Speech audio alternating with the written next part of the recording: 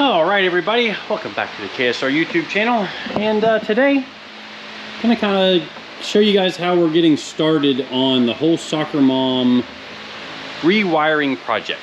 Kind of give you an idea of where my brain goes when I'm trying to plan out a major wiring job, and kind of how we lay the foundation for having a successful wiring project.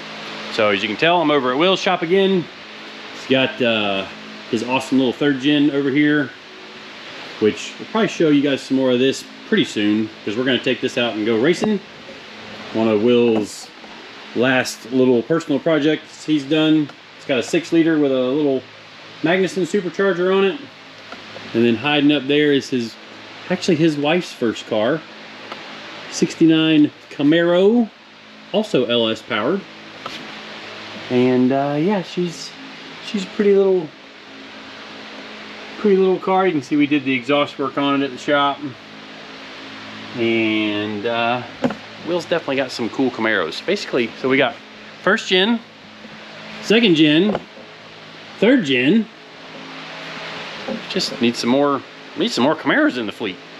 Or maybe Will does. So anyways, so let's get to work. I'll show you guys what all we've got planned.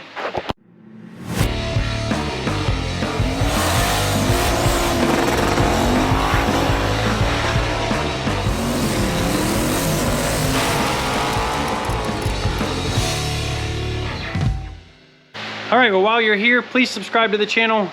We're closing in on 300,000 subscribers, which is pretty awesome. And I'm gonna do some kind of giveaway when we hit 300,000 subscribers. Haven't decided what we're gonna do, but we're gonna do something, some way where it's easy to enter for it. Like, I don't know, we'll work something out. But yeah, appreciate everybody that's joined the channel lately. Welcome to everybody that's new. And if you didn't know, we do have merch available at winwithksr.com, including some new stuff that we're working on, or you've already seen, for the 4th of July. But yeah, that's coming up next week. And I possibly will be in Wisconsin with Trans Am and NASCAR for the Trans Am race. But today, we're at Will's shop, and we're working on SoccerMom. So I've said it before, when it comes to any real major project, you want to be very detail oriented. This stuff isn't complicated, but it is tedious. So I've got a poster that we print for the engine harness, with the Holley engine harness, and you can see we've made some extra notes about just things that, just reminders. But basically it's got every connector on it.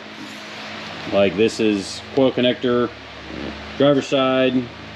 Actually this is driver's side because that's odd. And then even for the passenger side, one of the injector harnesses, which because we are using, or because we are making our own complete harness, it's not going to all bundle together like this is. So what Will has been doing, and what Will has been doing for years, is Will documents everything really well. Like when we had his 3rd gen race car, or when he had his 3rd gen race car, and I'm looking for a picture of it because I thought there was some pictures of it around here somewhere. Where's pictures of the 3rd gen? All in the house? You ain't got a picture of the 3rd gen in the shop? No, not anymore. There's no little picture here. Well, daggum. Anyways, I'll put a picture of it in here from my archives. So even back when we were running that car, Will was really great at his documentation of the timing ramp, the shock settings, the outside air temperature, the weather conditions, all that stuff, because it matters. Because when you're trying to go back and go fast with a car, and you can look back on what you've done previously, it helps you go faster. So in the same line of documenting things to make life easier, you can see we go through and he's got all the stuff documented on where the, like, this is going to be the injector driver for the race injectors, the J1 connector for what we're doing for you know, what's coming out of the engine harness for extra inputs and outputs, oil temp, passenger side, cylinder head temp, a couple little things there. all these different connectors, and what we're gonna start doing is mapping out kind of which wire is going which direction in the car. So we've also decided to move the ECU, instead of it being down here where it's kind of in our way when we're riding in the car passenger. We're gonna cut this off, and we are going to put the ECU right up here, and that's going to really cut down on our wiring, because it's just, some of them are going to go here straight down to there or over to the injector driver box. Some of them go directly from here down to the leash board for the, you know, the control strategies on like the water pump, cooling fans. The trans brake controller is also here in the leash board. It's actually that little tiny thing right there that you can't even hardly see. But all of these will be used up for different functions of the car. So different things like it's gonna have the starter on it. I know it's gonna have the dump valve for the transmission will be wired through here. The headlights are here, like low beams, high beams, one or the other.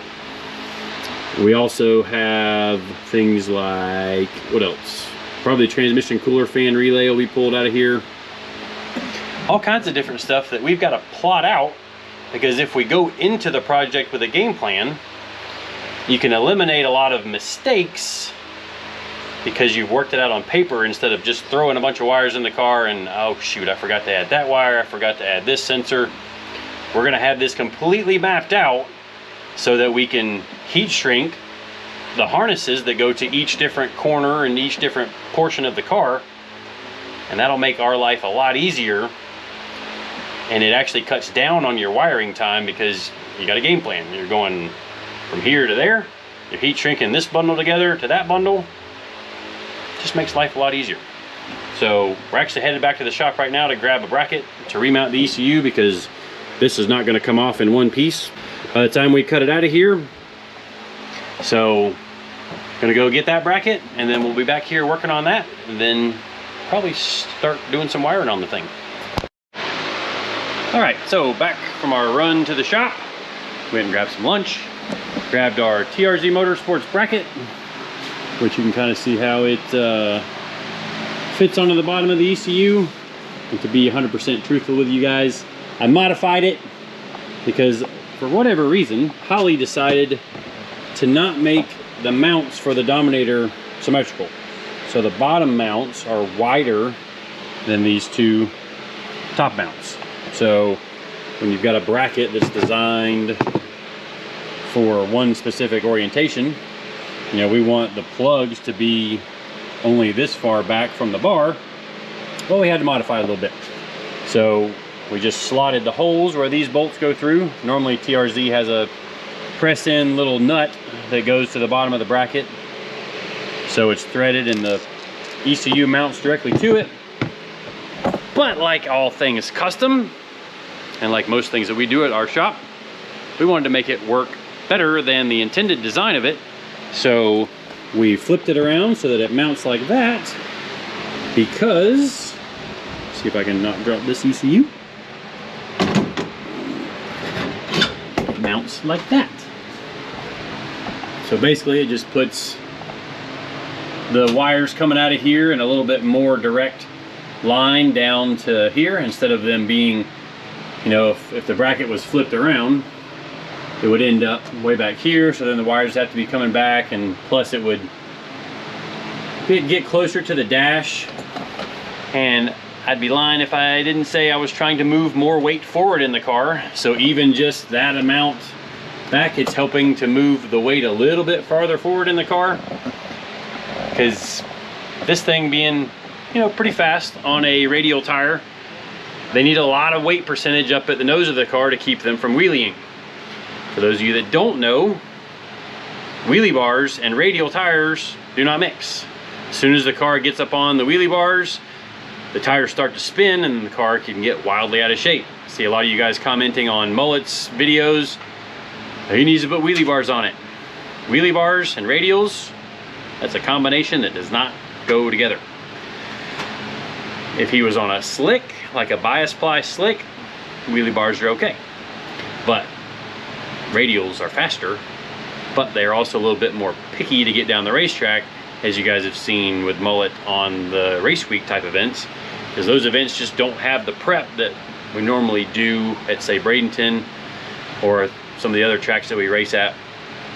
Bradenton kind of spoils us all, not gonna lie. But anyways, we're gonna go ahead and I've got to take this bracket off, sand the roll bar here, put some weld on it, and then we will be in business to start connecting some wires.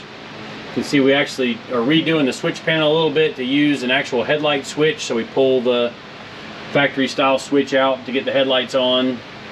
Probably going to be redoing this whole switch panel here. And I do kind of like just simple toggle switches. These switches are actually rated for like 15 amps continuous, and nothing we're doing with them is actually, we're triggering relays for all of these switches. So these should last forever. They're simple, not really gonna fail us.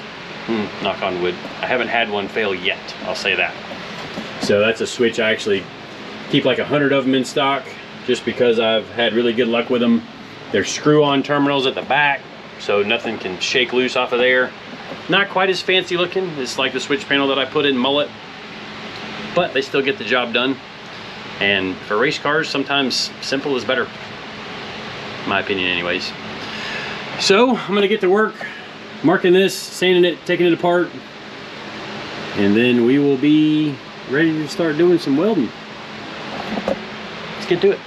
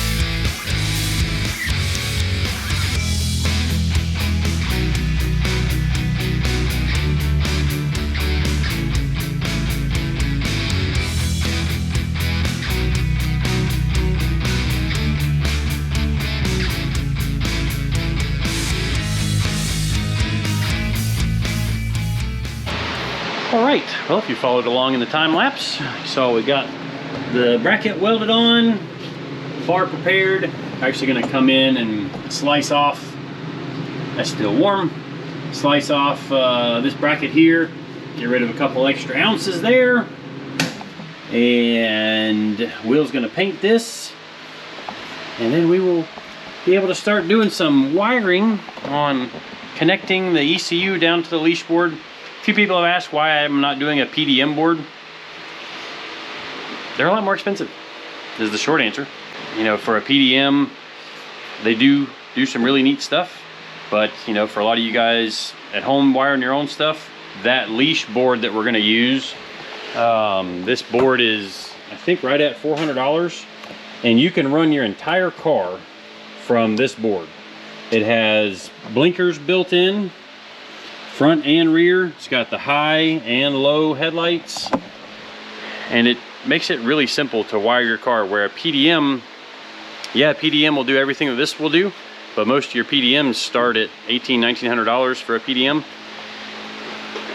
and they do the same thing, but a PDM is a little more refined, I'll give you that. But by using this, you know, the fuses are easily replaceable, and like I was saying, I've used a lot of these through the years. This is the same exact board that is in mullet, It's in the lawn dart. It's now in SoccerMom. It's going to be in Spencer's car. Like a lot of the projects we build, having that consistency in them is nice because it's just the same thing from car to car to car.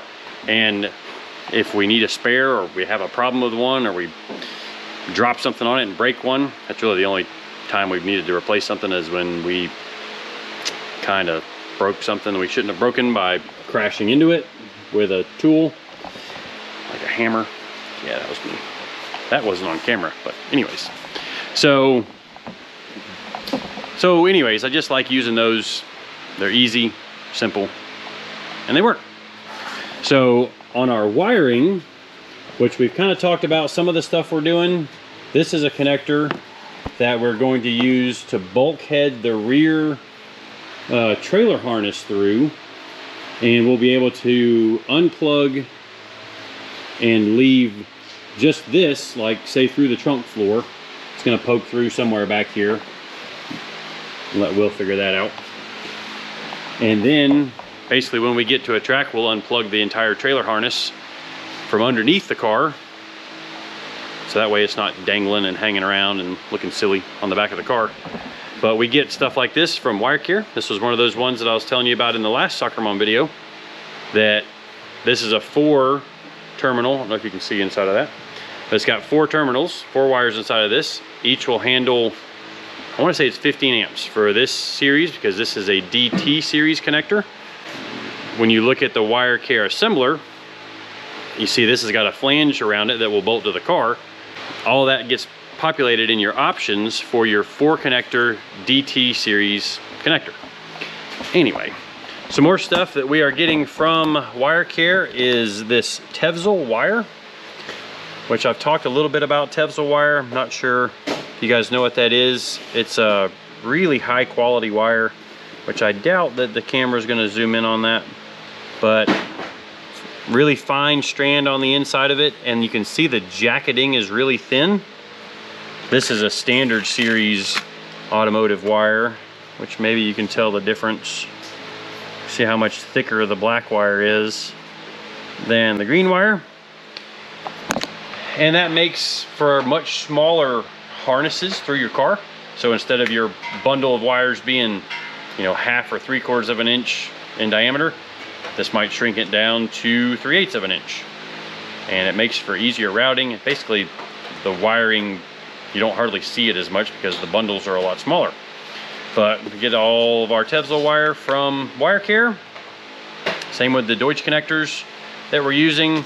And we use a Raychem DR25 heat shrink, which is a higher temperature melting heat shrink, or higher temperature shrinking heat shrink. And that works out really good for this automotive stuff, because your cheaper heat shrinks, they shrink at a lot lower temperature, but sometimes they'll keep shrinking until they split. I had that problem when I was first trying to do nicer harnesses. Did a whole harness, was trying to get it really nice and tight fitting, the heat shrink to the harness anyways, and in some of the underhood applications, the heat shrink kept shrinking to the point that it split. It pulled itself so tight around the harness, and then it started splitting. So learned my lesson there and switched over to this Raychem DR25 based off of what I had seen in some other harnesses and seen some other really good wiring guys use in their harnesses, and that's what we've moved on to there. But we definitely have a lot of work left to do. Will's already dreaming of all the wires he's getting to run in the car. Yeah. It's probably more nightmares than anything, Yeah. but A little overwhelming. A little overwhelming. A lot of wires. A lot of wires. lots of wires, and we've got some planning to do on where we're going to route our harnesses.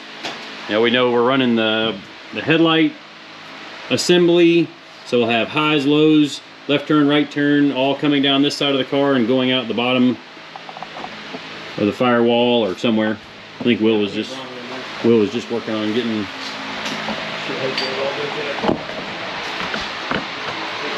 Got us a nice grommet right there for where that bundle of wires will come out. And we'll probably run in, like there's our horn wire. We'll run that back out. We'll also run, there's our brake pressure sensor here, which actually triggers our brake lights through the Holly. So that once the Holly sees 20 pounds of brake pressure, it'll turn on the tail lights, or the brake lights, not the tail lights, that'd be a problem. But lots of wiring to do. Lots of wiring to do. Will's gonna take this panel out here and paint it so that it matches the rest of the car. And we're gonna be measuring for another radiator, probably remaking this old core support because we don't need this to attach to the stock front end now that we have the fiberglass front end. But definitely a lot to do. We're gonna get it all planned out and bring you guys along for at least bits and pieces of the ride here. I'm sure you don't want to see us route every inch of wire through this whole car. That'd be a lot of videos. But we are gonna get started on this. Like I think Will's gonna get started on this bundle right here, which is gonna be our tail light harness. And that's how big the harness will be for all of the tail lights. That's gonna be maybe 3/16 of an inch in diameter once they're all bundled together. So real small, tidy harnesses, simple harnesses, and this will look a lot nicer under the hood than it did before. Until a couple of years from now, and we'll have a bunch more stuff stacked on top of it. But that's gonna wrap up this video. Appreciate everybody watching and following along. See you guys in the next one, where we're gonna be showing you the new Viper that we're taking to Mid-Ohio this weekend. See you then.